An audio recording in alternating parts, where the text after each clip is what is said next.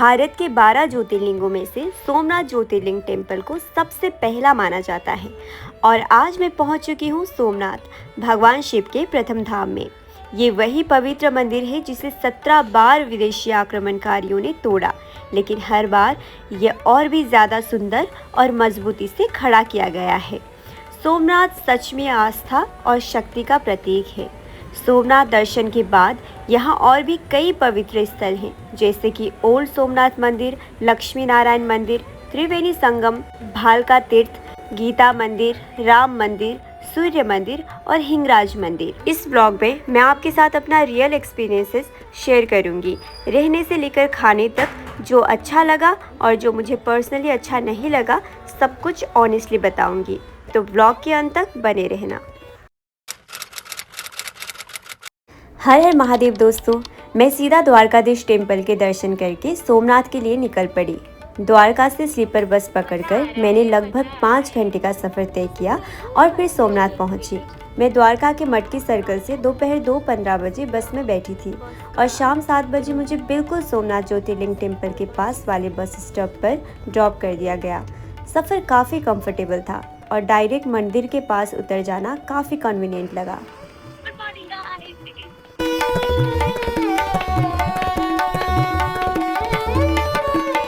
जैसे ही हम यहाँ पर पहुँचते हैं, पता चलता है कि रिपब्लिक डे और बीच में संडे होने की वजह से यहाँ इतनी ज़्यादा भीड़ थी, लग रहा था जैसे आधा इंडिया यहाँ पर दर्शन के लिए आ गया हो। रात का समय था, ना ट्रस्ट की डोमेट्री मिली, ना होटल्स में जगह, और जो रूम्स मिले उनके रेट्स इतने ज़्यादा हाई थे कि आम लोगों के लिए एक रात रुकना बड़ा मुश्किल हो गया था। नॉर्मली यहाँ 500 से 800 के बीच में 24 घंटे का रूम मिल जाता है, लेकिन इस क्राउड में सिर्फ रात 10 बजे से लेकर 8 बजे तक रुकने के लिए 2500 से 3000 देने पड़े।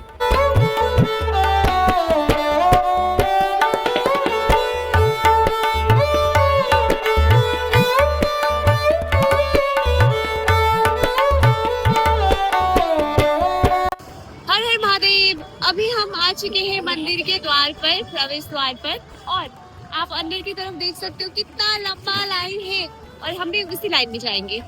बहुत ठंडी है यहाँ पर। अगर आप इस महीने आ रहे हो, अभी हमें जनवरी कितना है आज, 25 जैन, हाँ, तो जैन में हम यहाँ पर आए हैं और बहुत ज्यादा ठंड है। ज्यादा तो नहीं, मतलब ठंड है, लेकिन एकदम ठंडी हवा, बहुत भीड़ है आगे। ये मंदिर का ठीक बाहर है मोबाइल रखने का लॉकर, तो हम यहाँ पर मोबाइल जमा करेंगे और उसके बाद ब्लॉग नहीं बना पाएंगे। बाद में वापस आके फिर मैं अपना वीडियो कंटिन्यू करूँगी।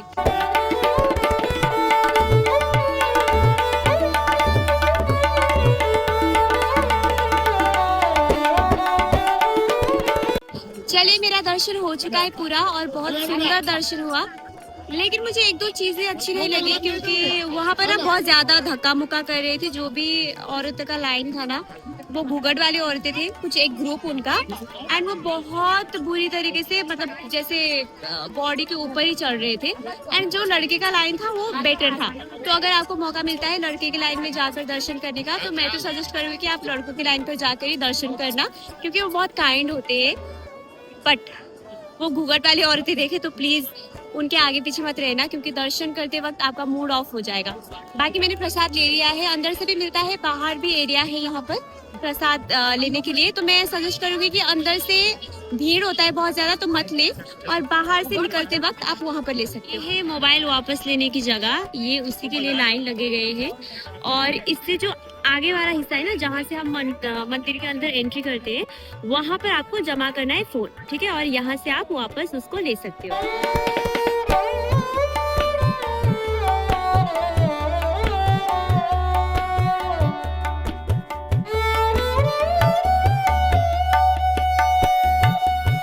सोमनाथ मंदिर के बिल्कुल बाजू में ही ये लक्ष्मी नारायण मंदिर स्थित है।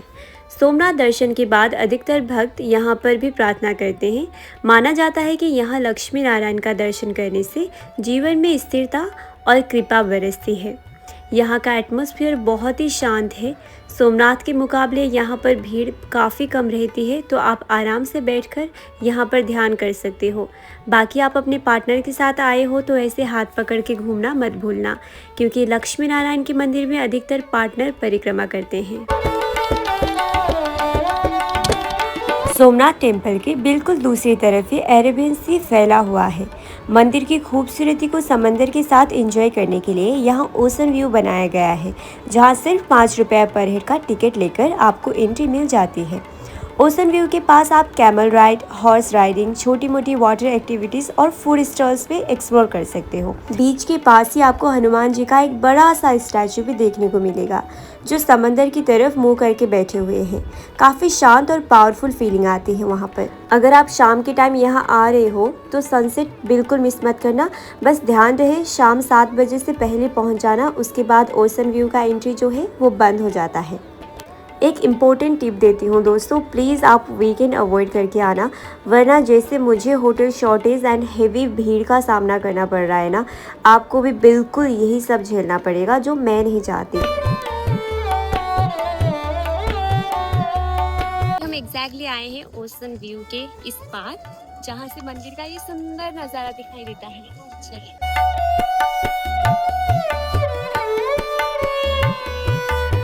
लेट 19th और अर्ली 20th सेंचुरी में हिस्टोरियंस ने सोमनाथ ज्योतिर्लिंग टेम्पल का स्टडी किया, क्योंकि उस वक्त मंदिर के अवशेष दिखते थे कि ये पहले कोई हिंदू मंदिर था, जिसे बाद में मस्जिद में बदलने की कोशिश की गई थी।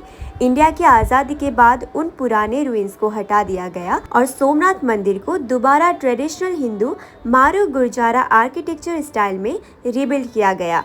इस नए सोमनाथ मंदिर का रिस्ट्रक्शन का काम वल्लभ भाई पटेल के आदेश पर शुरू हुआ था। कहते हैं कि पहले यहाँ सोने का शिवलिंग स्थापित था। मंदिर में एक बहुत बड़ी सोने की घंटी भी हुआ करती थी। यहाँ पर हीरे, जवाहरात और अपार धन था, लेकिन विदेशी आक्रमणों के दौरान ये सब लूट लिया गया।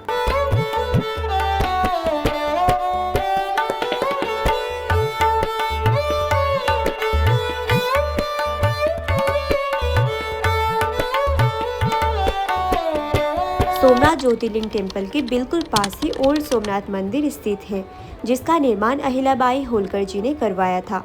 उस समय जब मुगल आक्रमण के बाद सोमनाथ मंदिर पूरी तरह से खंडर बन चुका था।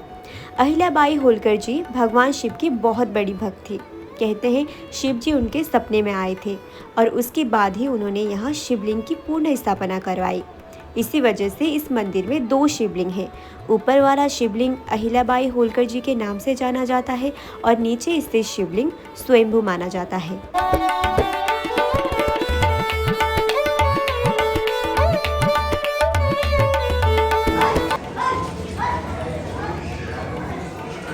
डॉर्मेट्री एसी वाला, लेकिन यहाँ पर हम ना कल भी आए थे, जब रात के 8 बजे अराउंड हम यहाँ पर पहुँचे थे, तो तब भी यहाँ पर रूम नहीं था, ठीक है।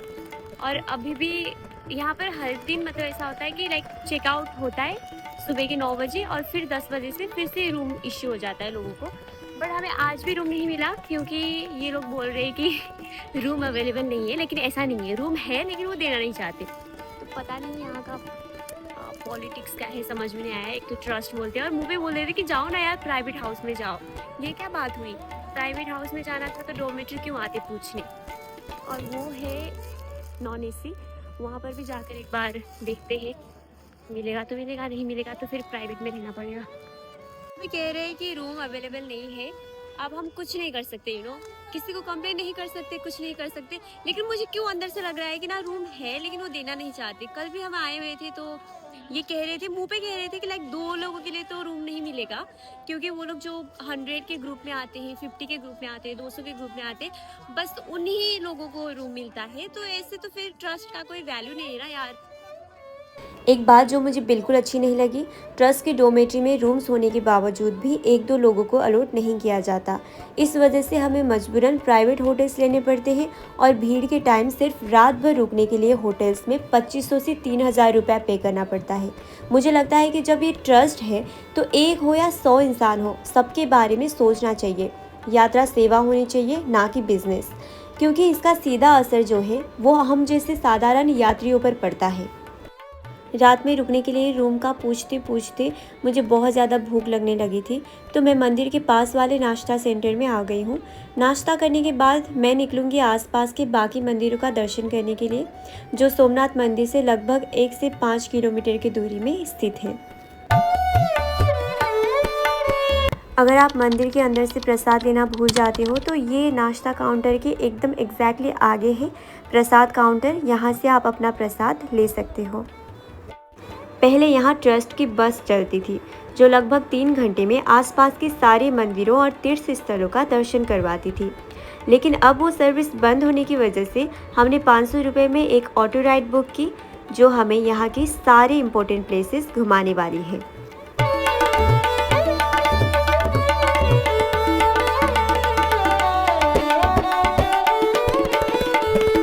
सोमनाथ ज्योतिर्लिंग टेम्पल से लगभग 5 किलोमीटर दूर स्थित है ये भालका तीर्थ। ये वही पवित्र भूमि मानी जाती है जहाँ कृष्ण जी की अंतिम लीला हुई। द्वारका छोड़ने के बाद कृष्ण जी प्रवाह क्षेत्र आए और एक पीपल के वृक्ष के नीचे विश्राम करने लगे। उनके चरण आगे की तरफ थे और उसी समय शिकारी जारा ने दूर से उनके चमकते चरणों को हिरन समझकर बाण चला दिया। तीर कृष्ण जी के चरण पर लगा। जब जारा जी पास आए तो उन्हें अपनी भूल का एहसास हुआ। वो रो पड़े और क्षमा मांगने लगे। कृष्ण जी ने उन्हें माफ कर दिया और इसी घटना के कारण ये स्थल भालका तीर्थ के नाम से प्रसिद्ध हुआ। मंदिर के अंदर आज भी मूर्तियों के रूप में ये दृश्य दिखाया गया है जो हमें क्षमा और करुणा का संदेश देता है। वहाँ एक प्राचीन पीपल वृक्ष भी दिखाई देता है जिसे इस लीला से जुड़ा माना जाता है। अभी हम पहुंचे हैं भीड़भंजन महादेव मंदिर जो कि सोमनाथ मंदिर से लगभग 5 किलोमीटर की दूरी पर स्थित है। ये पवित्र शिव मंदिर अपनी शांत वाइब और गहरी आस्था के लिए जाना जाता है। भीड़भंजन का मतलब होता है भीड़ और कष्टों को दूर करने वाले। इसलिए माना जाता है कि यहाँ दर्शन करने से मन हल्का हो जाता है और जीवन की उलझनें कम होती है। यहाँ अंदर से फोटो वीडियो लेना मना था, इसलिए मैं आप लोगों के लिए बाहर से ही व्लॉग बना रही हूँ। वहाँ पे क्या थोड़ा रिस्की है। आप जाओगे तो वहाँ पे क्या नुकीले पत्थर है और पैर और स्लिप होता है। ठीक है ना, यहाँ से आप सीढ़ी है दर्शन करना, यहाँ से आराम से हो पाएगा। अभी मैं पहुंची हूँ बाणगंगा सोमनाथ। ये जगह आपको ज़रूर देखनी चाहिए क्योंकि यहाँ आप अपनी आंखों से समंदर को शिवलिंग का जल अभिषेक करता हुआ देख सकते हो। जब लहरों का पानी स्वयं शिवलिंग को स्पर्श करता है तो वो दृश्य सच में अद्भुत होता है। यहाँ 2 शिवलिंग एक साथ स्थित हैं और तीसरा शिवलिंग लगभग 500 मीटर की दूरी पर है। इस जगह की और एक खास बात ये भी है कि इसी जगह से शिकारी जारा जी ने बाण चलाया था जो आगे जाकर भालका तीर्थ में श्री कृष्ण जी के चरण पर लगा।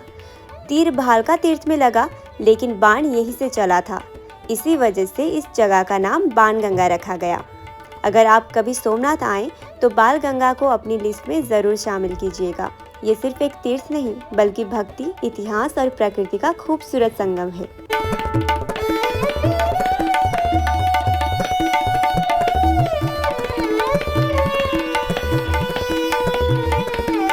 अभी मैं पहुंची हूँ त्रिवेणी संगम जो सोमनाथ मंदिर से लगभग 1 किलोमीटर की दूरी पर स्थित है।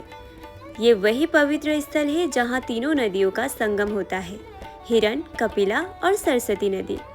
यहाँ आप हिरन और कपिला नदियों का मिलन तो अपनी आंखों से देख सकते हैं, जबकि सरस्वती नदी को अदृश्य माना जाता है। इस जगह को बहुत पवित्र माना जाता है। कहते हैं यहाँ स्नान करने से पाप धुलते हैं और मन को शांति भी मिलती है।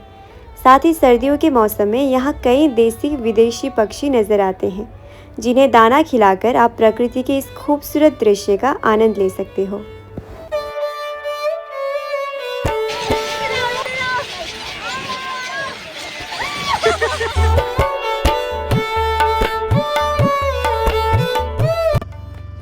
गीता मंदिर जो कृष्ण जी को मोक्ष मिला था ना, वो यहाँ पे मिला था। ठीक है ना, यहाँ पे टोटल 6 मंदिर है जो मैं बोलता हूँ, एक साथ मंदिर है।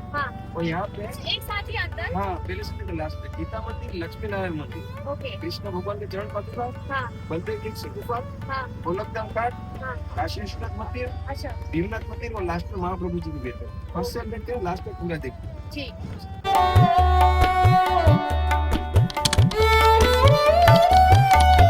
गीता मंदिर सोमनाथ मंदिर से लगभग 2 किलोमीटर की दूरी पर स्थित है, जिसे गोलोक धाम सोमनाथ के नाम से भी जाना जाता है। गीता मंदिर का निर्माण 1970 में बिरला ग्रुप के सहयोग से हुआ था। इस मंदिर की सबसे खास बात यह है कि यहाँ दीवारों और पिलरों पर भगवत गीता के 18 अध्यायों का श्लोक सुंदर रूप से उत्कीर्ण किया गया है। इस स्थल का आध्यात्मिक महत्व भी बहुत गहरा माना जाता है। ये वही पवित्र भूमि मानी जाती है जहाँ श्री कृष्ण जी ने अर्जुन को अपने जीवन का अंतिम उपदेश दिया था। गोलोक धाम में कृष्ण पादुका भी स्थापित है। माना जाता है कि प्रवास क्षेत्र में अपने अंतिम समय के दौरान श्री कृष्ण जी यहीं से गुजरे थे और इसी स्मृति में यहाँ उनके पवित्र चरण पादुका बनाए गए हैं। बलदेव जी की गुफा को बलराम जी से जोड़ा जाता है, जो श्री कृष्ण जी के बड़े भाई थे। माना जाता है कि बलराम जी यहाँ तपस्या और विश्राम के लिए आए थे। गुफा के अंदर छोटा सा मंदिर है जहाँ बलराम जी की मूर्ति स्थापित है। बाहर की दुनिया से अलग अंदर का एक अलग ही शांति महसूस होती है, जैसे वक्त थोड़ा सा थम सा गया हो। जैसे हम उस गुफा से भी आगे बढ़ते हैं तो वहाँ एक और भी गुफा आता है जो एकदम अंदर की तरफ होता है। आप देख सकते हो मैं कैसे जा रही हूँ झुक झुक कर। यहाँ पर एक छोटा सा शेषनाग का मंदिर और चरण पादुका भी रखा गया है। तो आप देख सकते हो ये जो पूरा गुफा है वो एक पत्थर से बना हुआ है। एक पत्थर है उसके ऊपर छत के तौर पर, और ये इतना सुंदर लगता है ना, इसके अंदर बहुत सारे लोग आ जाते हैं। तो ये वही जगह है, वही गुफा है जहाँ पर बलराम जी तपस्या करते थे, ध्यान करते थे।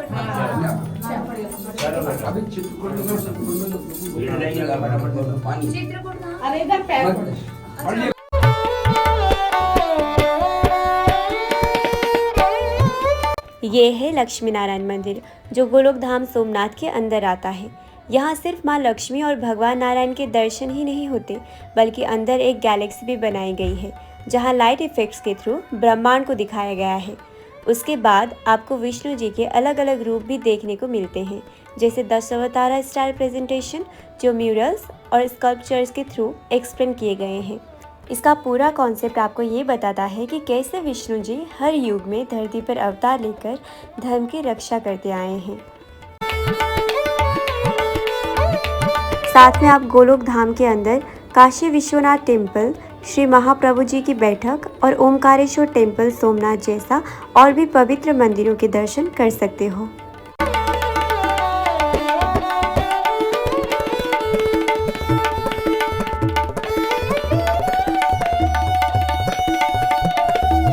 गोलोक धाम के बिल्कुल पास से आप हिरन रिवर गुजरात का ये सुंदर दृश्य देख सकते हैं।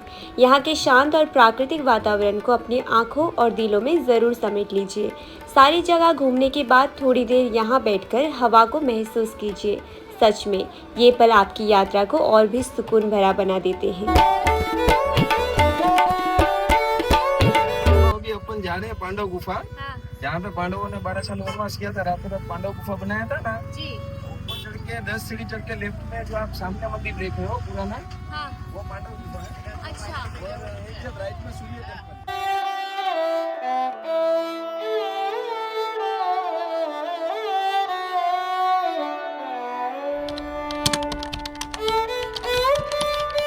अभी मैं आई हूँ हिंगराज माता मंदिर, जो शक्ति स्वरूप मानी जाती है। कहते हैं माता सती का एक अंग यहाँ गिरा था, तभी से ये सहन शक्ति की उपासना के लिए प्रसिद्ध है। हिंगराज माता का असली प्राचीन शक्तिपीठ पाकिस्तान बलूचिस्तान में है। ये मंदिर उसी माता को समर्पित एक स्थानिक श्रद्धा स्थल है। लोकल लोग और यात्री यहाँ रक्षा, शक्ति और मनोकामना पूरी होने के लिए प्रार्थना करते हैं। सूर्य मंदिर सोमनाथ एक बहुत ही प्राचीन और महत्वपूर्ण मंदिर माना जाता है, जहाँ सूर्य देव की प्रतिमा स्थापित है। भारत में सूर्य देव को समर्पित मंदिर बहुत कम मिलते हैं, इसलिए ये स्थल अपने आप में खास महत्व रखता है। स्थानीय लोगों के अनुसार इस मंदिर का संबंध वैदिक काल की सूर्य उपासना परंपरा से जोड़ा जाता है। मंदिर की रचना और शिल्पकला में आपको प्राचीन समय की वास्तुकला की झलक देखने को मिलता है। बारीक नक्काशी और सरल लेकिन गहरा धार्मिक स्पर्श। सूर्य देव को ऊर्जा, स्वास्थ्य और जीवन शक्ति का प्रतीक माना जाता है। अभी मैं पहुंची हूँ शारदा पीठ में, जिसे शारदा मठ भी कहा जाता है। ये मठ आदि शंकराचार्य जी की परंपरा से जुड़ा हुआ है। उन्होंने भारत की चारों दिशाओं में ज्ञानपीठ स्थापित किए, जिनमें प्रथम द्वारका शारदा पीठ माना जाता है। द्वारका पीठ की स्थापना के दौरान शंकराचार्य जी प्रवास क्षेत्र आए और यहाँ कामनाथ महादेव टेम्पल की प्रतिष्ठा की। कामनाथ का अर्थ होता है मनोकामना पूरी करने वाले महादेव। इसी संबंध के कारण ये स्थल द्वारका शारदा पीठ का सहायक या उभय पीठ भी माना जाता है और इसीलिए इसे भी शारदा पीठ कहा जाता है। सोमनाथ ज्योतिर्लिंग टेम्पल के दर्शन के बाद पास से स्थित राम मंदिर सोमनाथ के दर्शन ना करें तो यात्रा थोड़ी अधूरी सी लगती है। ये जगह धार्मिक और सांस्कृतिक दोनों दृष्टिकोणों से बहुत अद्भुत है। मंदिर की वास्तुकला से लेकर अंदर विराजमान श्री राम, माता सीता और लक्ष्मण जी की मूर्तियाँ, साथ ही हनुमान जी और गणेश जी की मूर्तियाँ, सब कुछ सफ़ेद संगमरमर से बना हुआ है जो मंदिर को और भी पवित्र और शांत बना देता है। साथ में यहाँ राम नाम लेखन की भी परंपरा है। जितना टाइम आपके पास हो उतना राम नाम लिख सकते हो। ये एक बहुत ही सुंदर अनुभव होता है। मन को शांति भी मिलती है और गहरी भक्ति की महसूस होती है।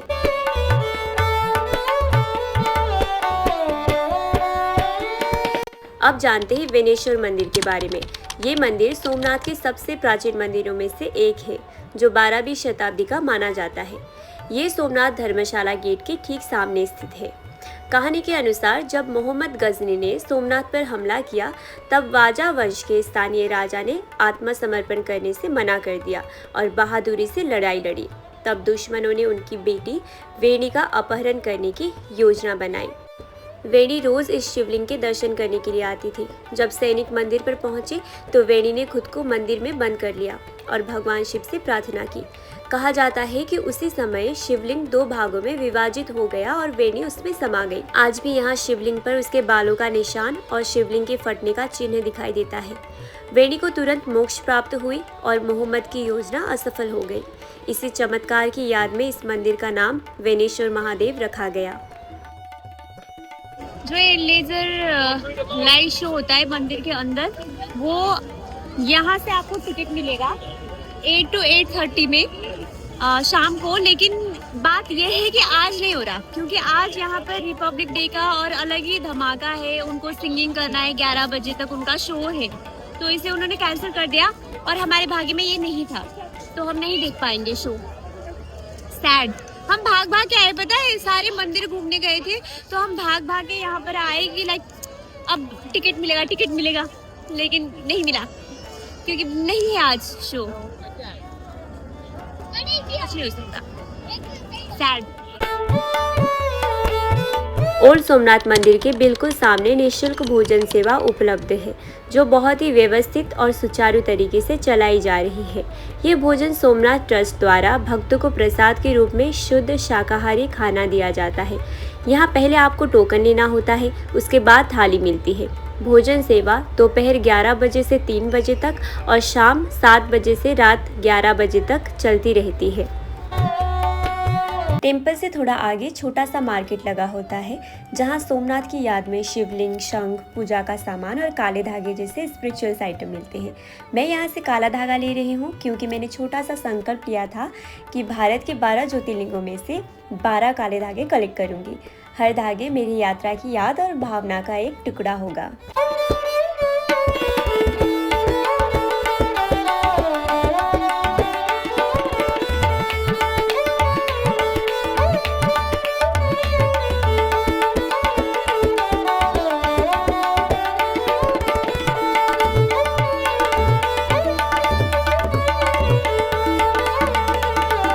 हम इस ऑटो में आए थे, सैयद जी का ऑटो हमने बुक किया हुआ था और वो बहुत ही काइंड है। वो बहुत अच्छे से गाइड करके देते हैं कि क्या है, सारा कहानी बता देते हैं कि मंदिर कौन सा है, क्या है उसका जो पहले की चीज़ें होती है ना जो हमें नहीं पता होती है, तो वो ये बता के देते हैं हमें। He is a nice guide too. तो अगर आपको बुक करना है तो फिर ये ऑटो बुक करना, यहाँ आओगे तो ठीक है। मैं नंबर डाल दूँगी उनसे मांग कर।